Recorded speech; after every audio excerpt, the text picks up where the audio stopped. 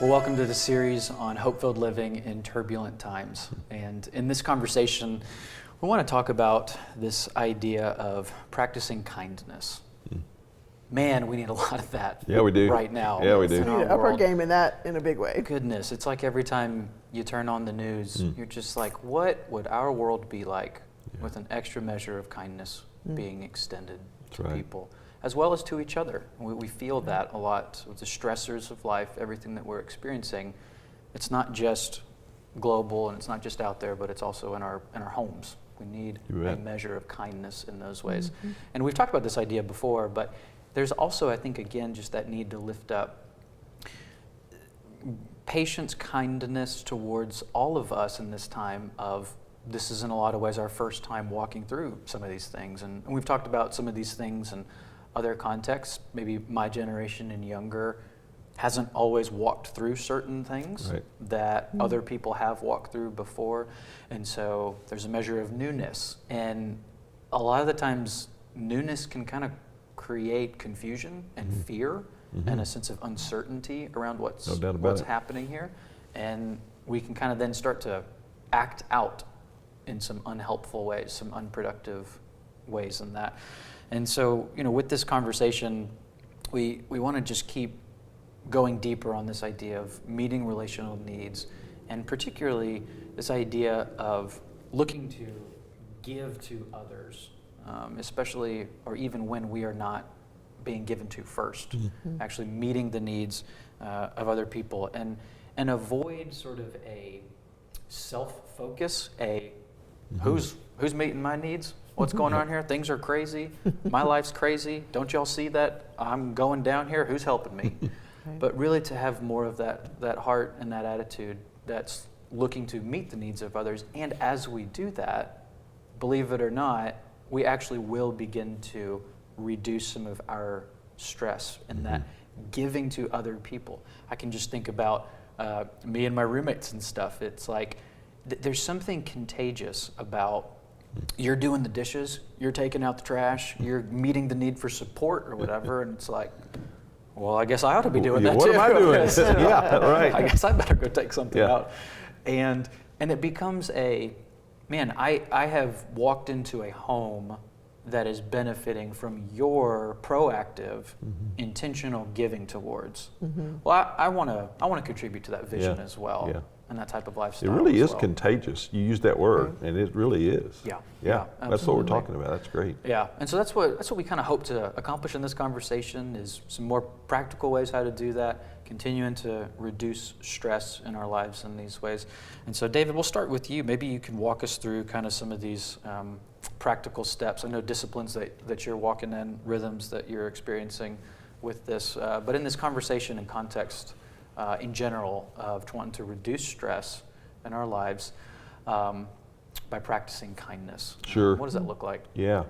We really are kind of focusing on in this series some of the key elements in well-being. They're referred to from positive psychology and other research that says, when we are more relationally connected with people, then it reduces stress. When we are more hope-filled in our thinking, in other words, like what am I looking forward to on the other side of this pandemic? That reduces stress.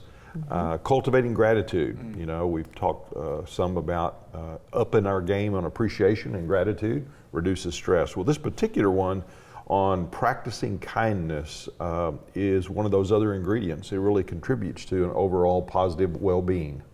And so the irony that you've really mentioned is this idea that oftentimes that which I sense I'm kind of needing, rather than, as you said, be self-focused on that. If you think about it, the more self-focused I am on my needs, the more alone I am, right? Yeah. And yet the irony is if I can move my focus off of myself onto, I really do need additional support right now, let's say, but rather than focus on that, what if I begin to ask another question? Who around me might need support that I actually might give to? I think your roommate examples are great examples of that, to where all of a sudden there's some giving of support going on, right, around you, and somebody's doing dishes, and somebody's, doing other chores around, and all of a sudden it's like, well, what do I need? How do I need to jump into this? Yeah. Right? Yep. And that's how it does become contagious. So one of the quick little exercises that we'll do is to just kind of reflect on these turbulent times in which we live, with all kinds of uncertainty and all kinds of issues going on around us related to the pandemic, related to all kinds of other stresses that are out there, the divisions that are in our culture. During these turbulent times, I sense an increased need for what? For me, it would probably be support. Y'all know that I kind of laughingly get teased that I create more ideas and more stuff than any 10 humans can get done. And then I need people to come alongside and support those great ideas, I think.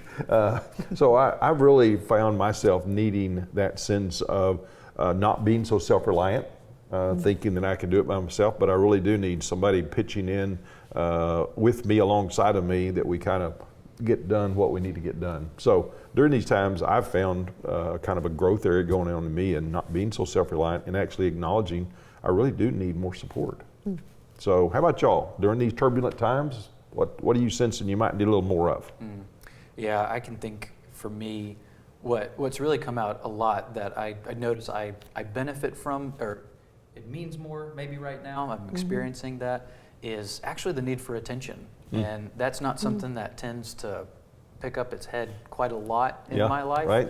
But during this time, I think just that sense of busyness, so many things happening, trying to really carry a lot, and also trying to really be mindful of other people, trying to actually give. There is that sense of, man, it just means the world when somebody else takes thought of you, takes note of you, remembers something that you have going on in your life, and just sends you a text of thinking about you this weekend as you go do that thing, or excited for you about this, or I know you're carrying a lot with this or that. There's that sense of just kind of entering into all the things that are happening just really means a lot, and I think removes a measure of loneliness that I feel in carrying all of the various things. Yeah, okay, that's good, really good. So I'm needing a little more support at times, Matt, attention to kind of check in on him from time to time. And how about you, Terry? Yeah, for me it would be a combo. It would be a little bit of appreciation and a little bit of encouragement. Was talking with somebody yesterday, and we're putting in some long days around here, and just the kind of the weariness that goes with all that we've got going in our turbulent time, and then just the Does that have anything to do with all these ideas that keep coming up? I didn't say it. You might have, but I didn't say it. You didn't have to. But just kind of the weariness of that, and of just some long days. And so it really meant a lot to me yesterday when somebody came in and said, hey, they thanked me for the work we were doing, and then they said, and keep going. And that combo was just really meaningful to me, and it's just what I needed. Yeah, that's great.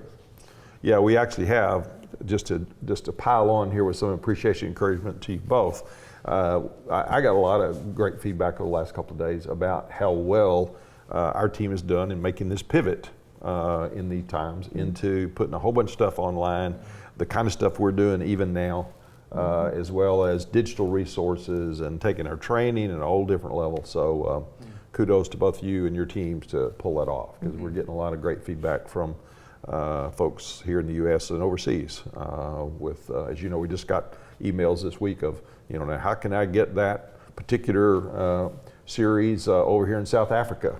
Can we get it at a different time because it's 2 a.m. my time, right? So a lot of encouraging feedback. So we all need that. And here's the irony of what we're talking about. We'd love for you right now to take a few moments to kind of share with those that are with you, or chat your response to this same question. During these turbulent times, I'm finding myself needing more of what? That'll be a great insight for us as we then kind of look at how do we translate that into us practicing kindness. So take a few moments to do that. During these turbulent times, I'm finding myself really needing more of what? Do that for a few moments.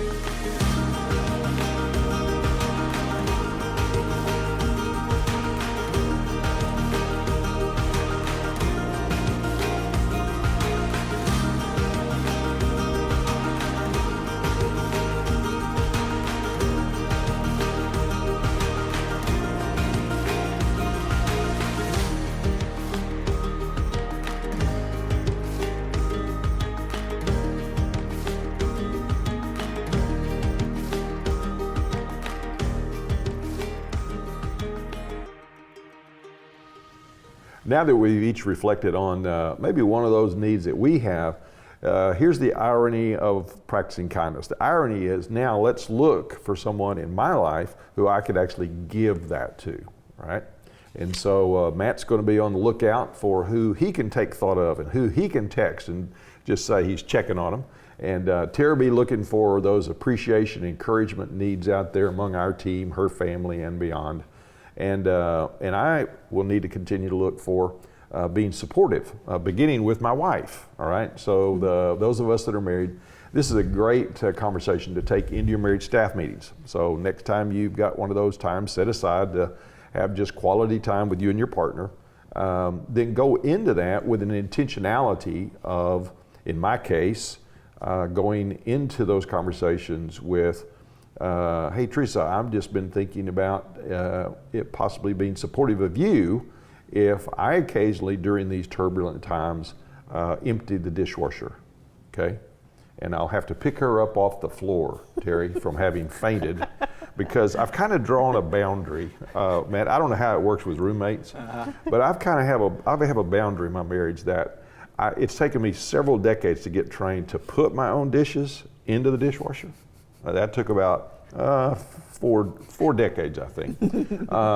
But I could count on two hands the number of times I've ever emptied that thing. You know? And Those go in, they just don't come back out. Yeah, that's all. I don't know how they come back out, but it hadn't been me. And so I've been upping my game to support her, taking those dishes out of that dishwasher. Okay, and lo and behold, I think it's paying off. Hey. Yeah, I really think it is. So I'm seeing a little of that support come back. Oh. And in fact, she's actually planning next week to be a little more around the office and kind of be a little more supportive of some the things that we've got going on here. And these wild ideas I keep coming in. I need some more support in here. So that's one for me. So if you're married, take that kind of a focus into your marriage relationship of actually giving to your partner, giving within your family, one of those needs that you've identified you need, and just see if it doesn't kind of start coming back. I think you'll find that it will.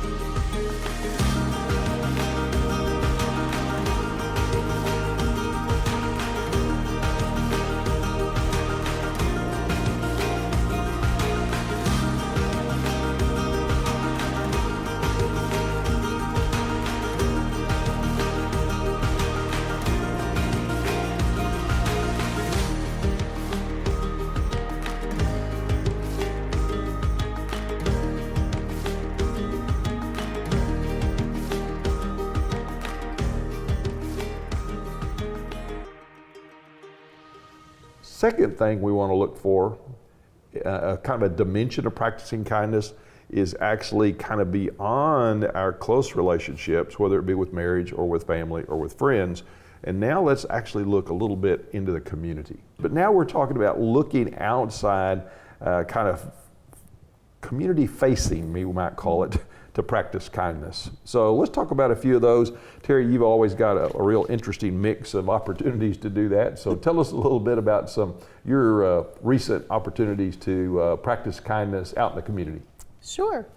Yeah, one of the special privileges we have is here in the Austin area, we have an organization called Mobile Loaves and Fishes, and they serve our homeless neighbors in the community, and in a variety of ways. But because of my great admiration and respect for them, that's become a part of my heart in a special way, that we provide in our family some kindness to some of our homeless neighbors. And so let's see that, in our family, as you know, Dad, we've gotten some small denomination gift cards and distributed those to some of the homeless neighbors that we know around us. And we've volunteered at some of the soup kitchens, and especially around the holidays, of opportunities to really care for and deliver meals for some of those folks.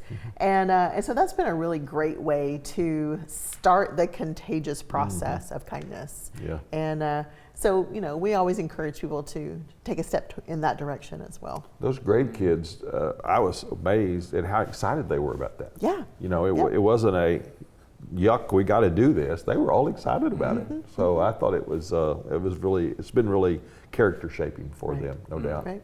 One of the other ones that we're all aware of is that our team does a lot of work in the world of premarital education and preparing people for lifelong marriage.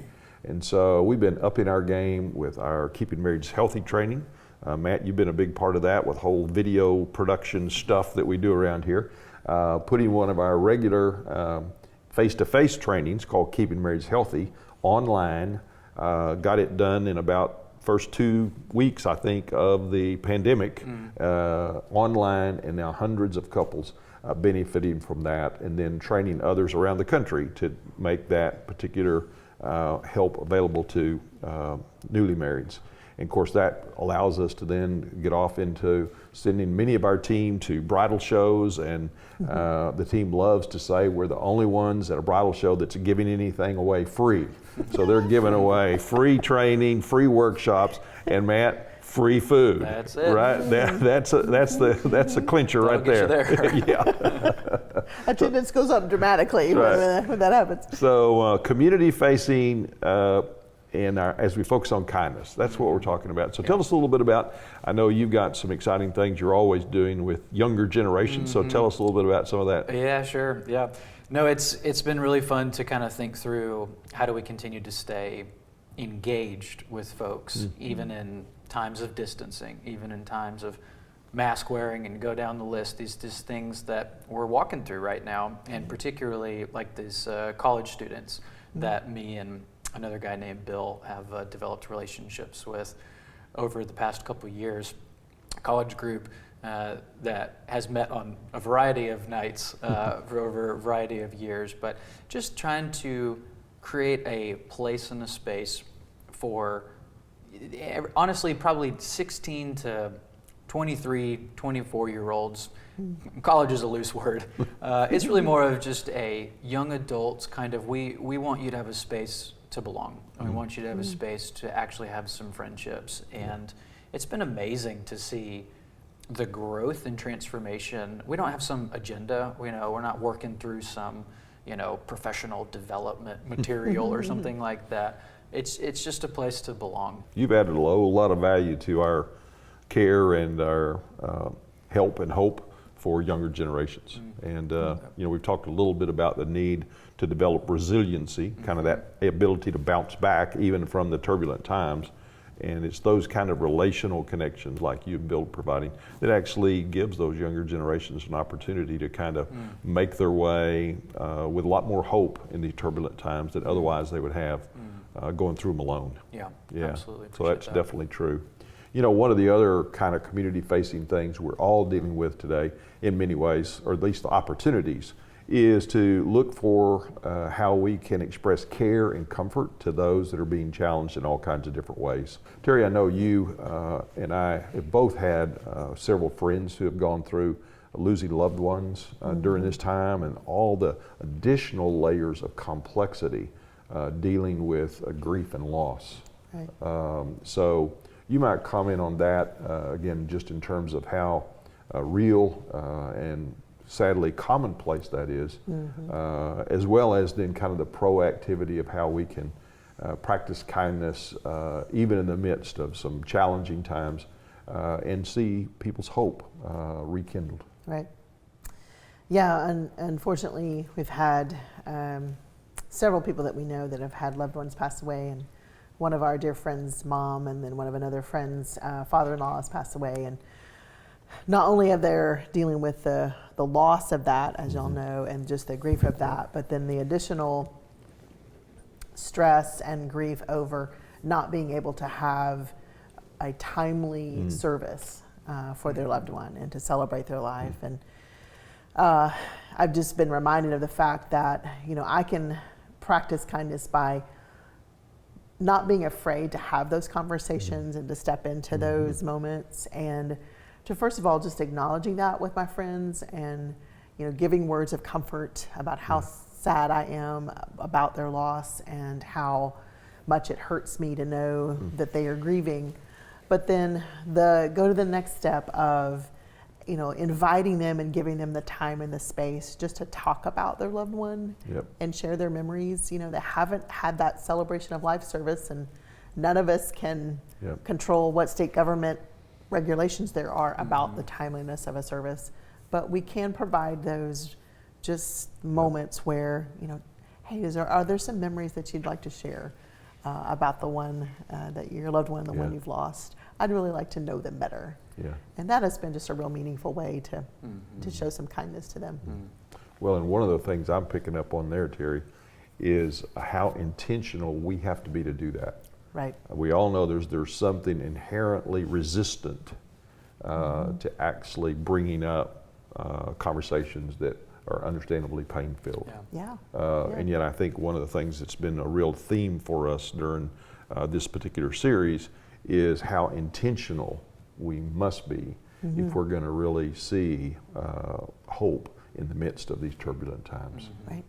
So tell us a little bit, Terry, about, I know that you got another little project going on that's it's actually caring for some of the other stress-filled people out there that are going through these times, right? Yes. Yeah, some of my dear friends, I have been so admiring of them. I haven't done this, but they have, and I love them dearly. They've been putting together appreciation boxes for our teachers. As we all know, teachers have been especially stretched during these turbulent times in so many ways. And so there's a group of families in our area that are putting together boxes of just goodies and kind of self-care, you know, spa in a day boxes, and I'm delivering those to teachers' homes. And I've seen some of these teachers post those boxes and just couldn't be more thrilled and feel more supported and appreciated. And it's been a fantastic way to watch, you know, kindness on display. Oh, that's great. That's really cool. Well, maybe it would be important for you right now with whoever you're with to have a conversation or chat with us about maybe one of these practical areas of community kindness that you might be able to take initiative or already are taking initiative to actually serve into. So take just a moment to have that conversation about some area of kindness that you can or could begin to share in your community. Do that now for the next few moments.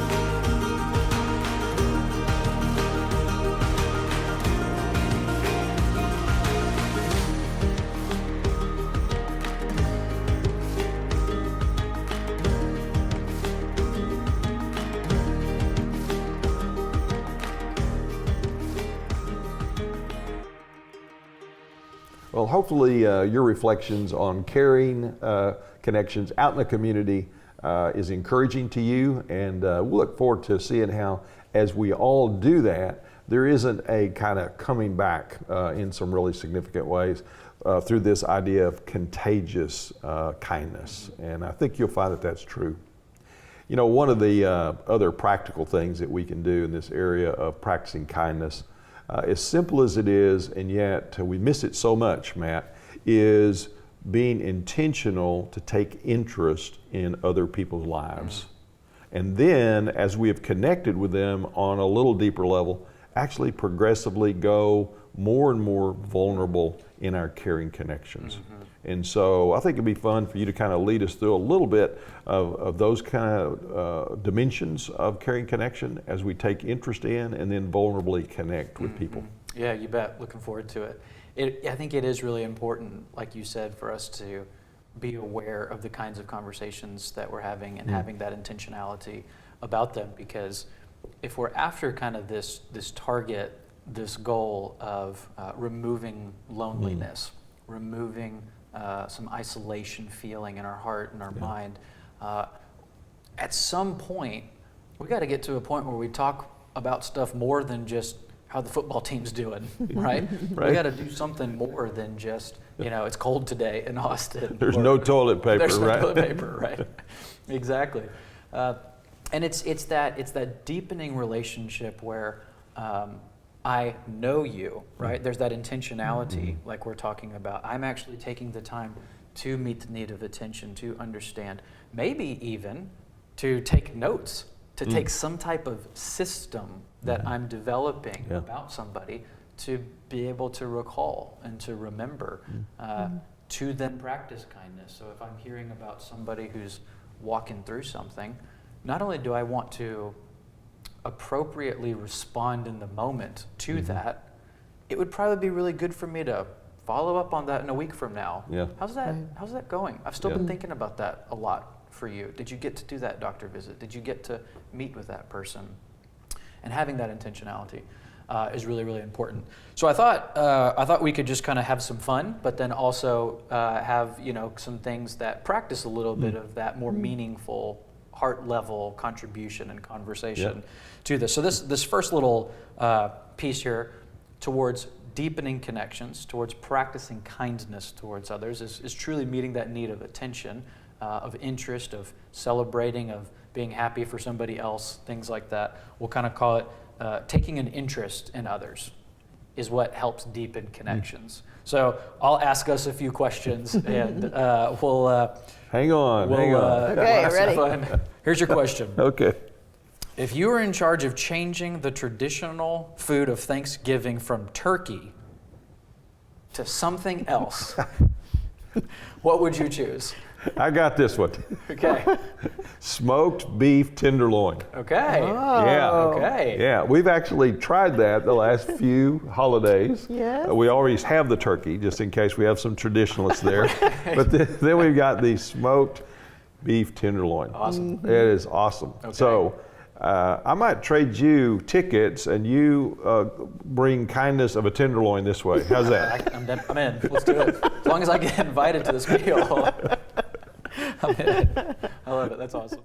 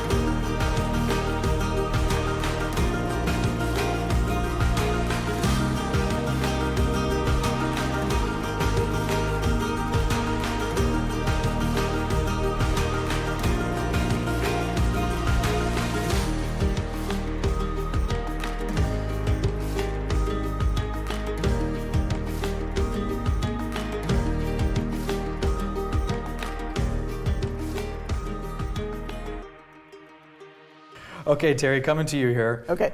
Your question is, as the Christmas season approaches, what song is it that you just can't wait to hear? Oh, I'm glad you got this one. I got no songs. Well, the first one that comes to mind is Little Drummer Boy. I love that song. Okay. And the only the only thing that I think makes that the choice for me is when I was young, I was in a singing group that performed that. So I think there's like this extra special connection to that one. So yeah, that's my jam. Wonderful. Now, is there a favorite version of it that you have, or is it kind of like it doesn't matter? It's just when the song comes on. It doesn't matter. Okay. Like when the song plays, I stop, I hum along, I sing along. Yes. Cool. That's it. Very cool. I hadn't thought about you doing that musical till right then. I know. It's amazing that makes a memory. It does. It's That's planted. good. Now I have a name of a song I can remember.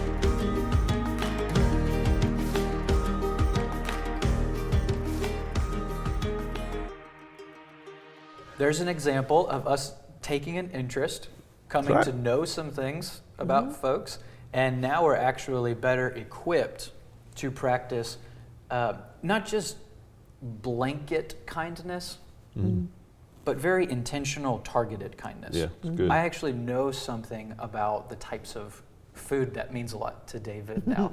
And so I can now start to think about that with Terry as well, these musics, right? It's these different preferences that don't just mean a little bit, they actually kind of mean a lot to that person. And it would really go a long way in communicating that to those folks. Well, and I think another cool thing that you've said, Matt, just a few moments ago that I continue to try to grow in is learning to listen for those things that we come to know about a person, and then actually kind of make a note of them. Okay, we had a meeting earlier this week with one of our partners, Bruno Interlani, who was kind of an interesting, as you know, character from Italian background, then Argentina, and now here in the States. And in one of our conversations, we were talking a little bit about next week, and he said, "Well, November 3rd is my birthday." Well, I didn't know that. Okay, I had never asked that or heard that before, and so. Made a little note in my phone, so I can That's appropriately cool. celebrate. But you got to be intentional about right. listening, and then actually somehow coming up with a system to keep track of those, so you can actually practice kindness. Yeah, that's awesome. Well, and on a practical level too, just the nature of reality of, like you said, those little phones are with us everywhere. Kind of without excuse. It's yeah. when you can literally talk to your phone and tell it to remind you about something. Our excuses are getting less and less. That's right. So the other aspect of this deepening connection, wanting to practice kindness towards someone, what we kind of just did was a little bit of that. I want to care about what you care about, and I want to express a sense of that's fun, that's awesome, I like that, that's cool, I celebrate that with you, that kind of concept. developing connection and deepening those connections also involves, though, I want to practice kindness towards the things that are just a challenge for you, the things that are harder, the things that are maybe a little bit more sensitive. And so we would also say there's an element of this of vulnerable communication helps deepen friendships and connections as well. And so just like we did a second ago, let's do a few of these questions and discussions as well that we've got here on the page. A lot of the times, vulnerability connects with other vulnerability. There's that heart-to-heart piece that comes up and is such a really tight bond. Like when somebody shares something meaningful, it's so weird how you walk away going, I feel like I know you more, and I kind of like you more, and I care about you more. It's very counterintuitive to what I think a lot of times you might feel. You got to be strong. You got to can't have weaknesses. You can't anything like that. But using this type of technique and conversation and questions can really help strengthen and deepen relationships in a lot of ways. I'll come to you guys now. Question here for you. All right, Terry, we'll start with you. Okay. What is a current challenge or struggle you are experiencing in your life right now? Yeah, for me it would be currently struggling with some uncertainty.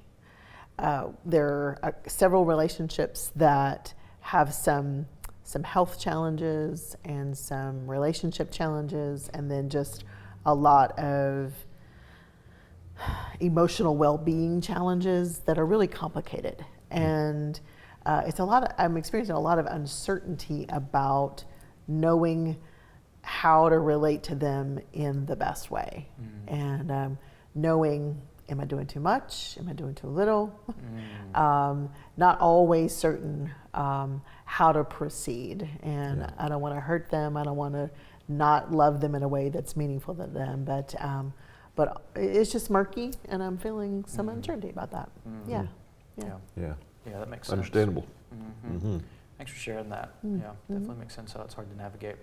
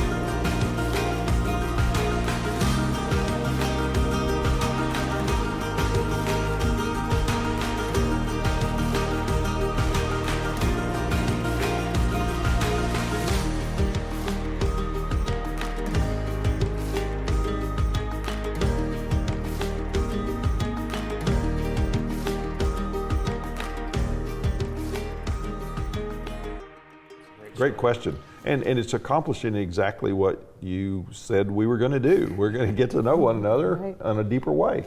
And great set of questions, my friend. Yeah.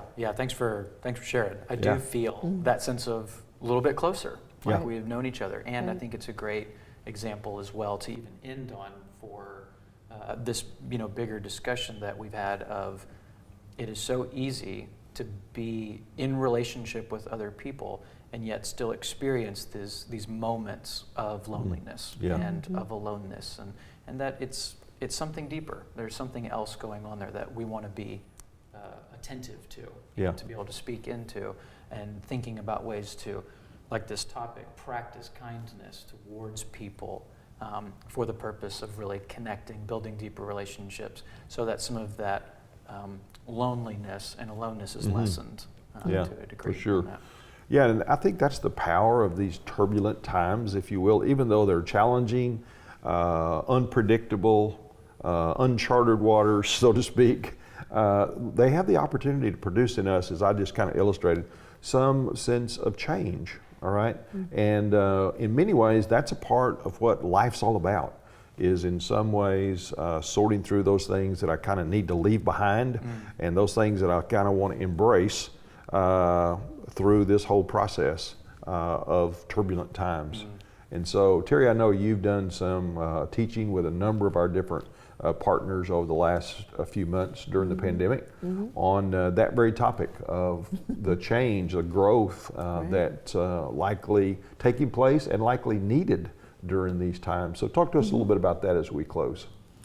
Yeah, if we want to have more hope during these turbulent times, we're going to have to come to terms with the idea that there might be some things that we want to change, and in fact there might be some things that we want to leave behind as these turbulent times lessen or come to a close. And so in everybody's material there's a list of a few things that you might want to consider, of just some ideas that might need to be different. And you might have had these turbulent times, might have been a little provide a little self-awareness for you about some things that need to stop or some things that need to decrease.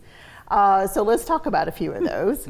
And gentlemen, we're going to get a chance to share some of these things we want to leave behind when turbulent times get better. And so here's a few things. Do we need to leave behind some of our time on social media? Does Instagram or does Facebook just consume way too many hours of our day? I'm all good in that. I'm on no social platform, so I'm good on that one. You don't have to worry about that one, do you? Nope. What about, do we need to leave behind too many hours on Netflix or Hulu, or too many hours consumed with movies or TV? Do we need to leave behind too many hours on politics and the consumption of politics and what's going on? Just don't say fast food. Would you not say fast food? I've had more fast food in the last 6 months. That'd be rough on you, wouldn't it? That'd be rough. And I've had more than the last 6 months I had my entire life. And I'm going to have to leave it behind. I know I am. I know. Well, to that point, do we need to leave behind any eating habits that might have crept in that we need to let go of? Or do we need to leave behind just kind of any unhealthy habits that we've got going? So let's do a little bit of disclosure about this one, gentlemen. So, after these turbulent times, what are some things that you think you might need to leave behind? For instance, I do need to leave behind the consumption of so much politics. When I find myself kind of yelling at the TV at one point, I found myself realizing, boy, I think I need to leave a little bit of that behind. I might be pushing that too much. So maybe less politics for me, and maybe a little bit less time on social media too. So those are some things I could leave behind that would instill or provide opportunities for more hope. What about the two of you? It's good. Well, I've already confessed one of mine, which is leave behind fast food. So it translates in, I need to leave behind about another 8 pounds. Okay. So okay. I'm going to work on leaving those behind. And probably on another serious note, hopefully I'm serious about leaving the fast food behind, is leaving behind some increasing tendency to be self-reliant. Because that's definitely one of the things that's kind of come out with when you find yourself overly anxious and so forth. You want to kind of control stuff and so forth and not let others in. So that's another personal thing I know I need to work on. Yeah. Matt, what about you? Well, if I have to answer, I would say, something I could probably benefit from leaving behind would be, I guess, to kind of go your direction, David, a little bit more of a serious note. I've just have noticed, I think, throughout all these months, it's created, I should say, I have been shown, a just resistance to change and a resistance to want to really be adaptable and Right. nimble and changing. And that could be anything from personal life to professional and career and things we're doing around here, things going on in personal life. But there's that sense of needing to leave behind a resistance and unwillingness to adapt to what's needed for the day, for the moment, for Right. where we need to go, and to develop more resilience. To develop more grit. I think in a lot of ways is something that a lot of this time is revealing is needed, and then for me too. Yeah. Yeah, that really is very common, as you might imagine, when in turbulent times where there's so much change going on in things we can't control.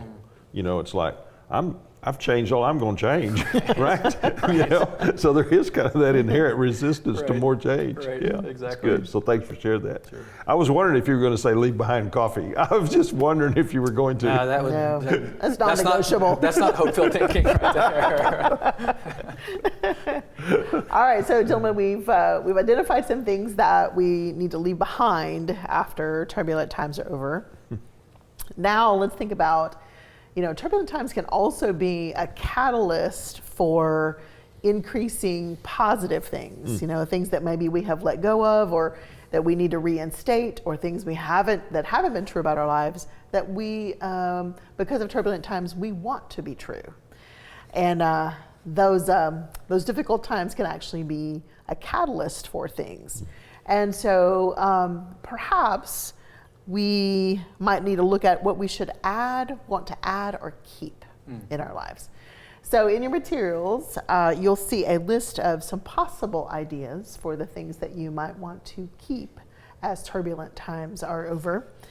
And, whether it's journaling or reading that book that you that you really have always intended to read, maybe now's the time. Perhaps it's prioritizing friendships that have, not been as meaningful or as close or connected as you've wanted. Perhaps it's being really intentional about cultivating the relationship with your spouse in a new way. So let's talk about this last one, gentlemen. So for me, it would be, because of our recent turbulent times, I've been spending more time outside in our backyard and more time outside exercising. And I'm realizing that has been great health benefits for me, physical health, emotional health. And it's just a whole lot more peace and kind of giving to my soul. And so as these turbulent times come to a close, I want to keep more time outside, exercising and just being in nature, and spending time outdoors. So that's mine. How about the two of you? Good. All right. yourself? Let's see. Yeah, mine's a little strange in that as follows. First of all, Teresa and I have found ourselves watching more Andy Griffith shows together and laughing more together. So I'm gonna keep prioritizing some times where we just laugh together. I'm not usually a sign me up for laughing kind of guy, and so overly serious as well as overly educated, and so that's been really fun. So I'm gonna hold on to that. Fantastic. And then I mentioned to Matt, since he's kind of the movie buff historian guru around here, that we've found these true life movies about real live stuff that happened. And we've been watching that a lot. So they're more serious, but I'm learning stuff. So I keep thinking I'm still getting educated by them or something. But Teresa and I both enjoyed those, and it gives us a lot to talk about. So I'm going to keep holding on to both of those things that I would have previously, without trying them, kind of written them off in my head as probably a waste of time, and so those are good changes for me. So I want to hold on to those. Nice. Fantastic. I support those changes for you as well. Yeah, All right, Matt, what about you? I would say actually one of them is similar to yours, Terry. I have just been outside all the time, going to the park, playing golf, being outside. Haven't quite gotten to the gardening skill aspect yet, but I'm sure that's coming for me one day. But of course, mowing the yard, things like that. And there's just, I mean, the amount of neighbors you meet, walking, being outside, going to the park, how dogs bring you together with your neighbors and stuff, all these things. It's amazing. And I've been really thankful for that. And maybe it kind of goes hand in hand, but I think the other thing is I've noticed the intentionality conversations that I have with strangers has just gone through the roof of everything from coffee shops to restaurants to passing people on the streets to, you know, the things that are open right now. I have noticed there is this heightened sense of wanting to connect with people, to talk, to have conversations with people who are serving, who are working here, or who are just shopping around doing this or that. And there's such a more outgoingness in me to strangers that I've noticed than before all of this. And so that's something that I very much want to continue to see happen in my life and relationships. Yeah, that's good. Fantastic. You know, there's some interesting research talking about that, about this idea of having more conversations even with people that we just met or about, you know, just came to know. And that is, if you think about it, it's really kind of logical, is that when we've encountered people in the past, whether it's on the street or in the park or whatever, you almost mentally say, well, I don't know if I have anything in common with them, right? Right. And one of the good things about this pandemic is we got it in common. We right? do. I sure do. Everybody has a story. Everybody's got a story. So it is, man, it's great to seize on those times. So I really affirm that and think that's a great thing for us to all to kind of hold on to, is to kind of hold on to that reality on the other side of the pandemic of how much we have in common with every human being. That's great, Doug. Yeah. That's great. Well, we'd like for you to try the very same prompts that we just modeled for you. And so take the next few minutes and have some conversation, or have some put some comments, or put something in the chat about the things that you want to leave behind after turbulent times, and the things that you want to keep or add in the midst of turbulent times. And let those be really catalytic for you in infusing more hope.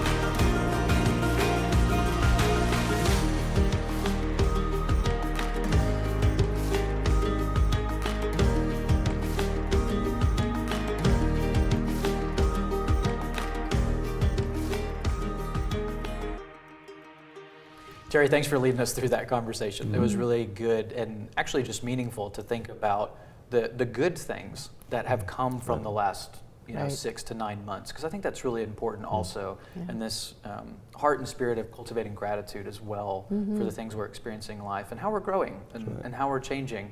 And with this idea of managing our stress and others' stress and reducing that, practicing kindness is so important, like we've been talking about through all of this, to have a heart, have a mind that is looking to give to relational needs being met, giving to the community, like we had talked about in that conversation. We talked about the marriage staff meeting, right? That's something that you guys can go do today. right? You can have these conversations with your loved ones, with your coworkers. We talked a lot about this whole vulnerable conversation thing and ways to get to know each other and how that creates connection and that creates more meaningful relationships. We'd love for you all to even just use those exact questions if you want to and have that same conversation again with family, loved ones, coworkers, whoever, and view it as an opportunity to deepen relationships and to actually create stronger connections, as well as wrapping up that conversation about what do we want to keep and what do we want to leave behind, and how important that is for all of us to remember those things, that we're constantly growing and we're constantly changing. And the more self-aware we can be about those things, the more it'll help us just ultimately be intentional about acting upon those things, keeping those things. And so I've really enjoyed this conversation and Likewise. appreciate y'all's contributions us to too. it. You bet. It's awesome. Thanks, Good Matt. to do it.